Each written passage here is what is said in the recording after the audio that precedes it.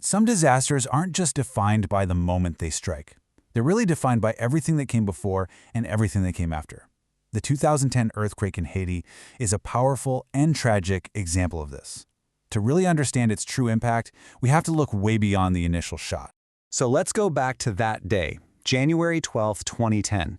The ground in Haiti began to shake with this terrifying force. The earthquake measured a 7.0 on the Richter scale. That's a massive release of energy, and it was centered right near the nation's capital, Port-au-Prince. And the human cost was just immediate and absolutely staggering. An estimated 230,000 lives were lost.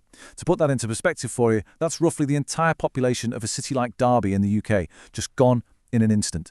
So to really grasp the full story of this disaster, we're going to walk through these 6 key stages. We'll start with the conditions that made Haiti so vulnerable in the first place. Then look at the day itself, the immediate response, the crisis that followed, the struggle to rebuild, and finally, we'll ask why recovery is still so difficult, even today. Okay, so let's begin before the quake even struck. Haiti's vulnerability wasn't some kind of secret. It was a known fact, and it was rooted in 2 fundamental realities: its geography and its economy. Geographically, Haiti sits in a really precarious position. The country is located right on a major fault line where 2 massive tectonic plates are constantly grinding against each other. So this makes a powerful earthquake not a matter of if, but a matter of when. And compounding that geological risk was a deep-seated economic vulnerability. Before the earthquake, 4 out of every 5 people in Haiti were living in poverty. And this has a huge direct impact on a country's ability to withstand a disaster. To make that a little more tangible, the average annual income was just $1,200. That level of poverty means buildings are often constructed poorly, infrastructure is fragile, and the government has very few resources to prepare or respond. It really sets the stage for a catastrophe. So when the quake finally did hit, those vulnerabilities were just exposed in the most brutal way imaginable. The immediate effects were just overwhelming. Alongside that devastating death toll, another 300,000 people were injured.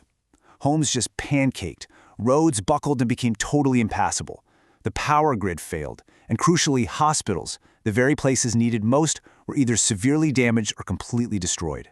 In the face of that absolute devastation, the very first response didn't come from organized agencies. It came from the people themselves. You had survivors frantically digging through the rubble with their bare hands, using wheelbarrows to carry the injured. The neighboring Dominican Republic responded almost immediately, sending vital aid, and soon after, international help began to arrive from organizations like the Red Cross, and countries like the USA and UK pledged millions of dollars and sent troops to help out. But the shaking was only the beginning. The immediate disaster soon morphed into this long-term, cascading humanitarian crisis, and it was driven by what we call secondary effects. First, you had the problem of shelter.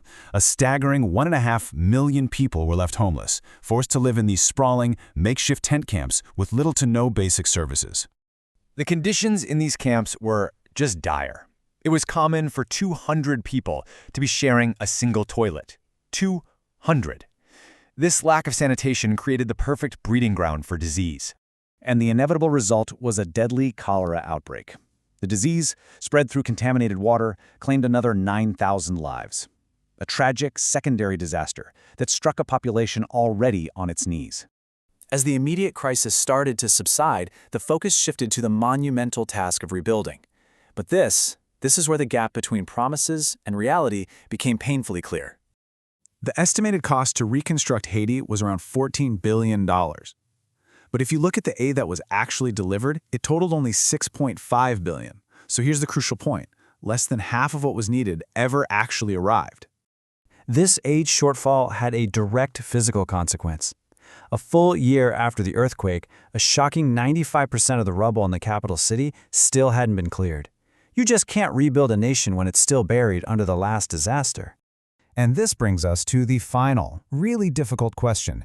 Years later, with billions in aid pledged, why does Haiti still struggle so profoundly to recover? Well, the answer really lies in the combination of everything we've just seen. It wasn't just an earthquake, it was a perfect storm. The country's pre-existing poverty meant it had absolutely no cushion. The catastrophic loss of infrastructure crippled its ability to function, and that massive gap in aid meant the tools for rebuilding were never fully provided. And that leaves us with a critical question that extends far beyond Haiti. When the world comes together to pledge support after a catastrophe, what systems must be in place to make sure those promises are actually kept and that aid truly helps a nation get back on its feet?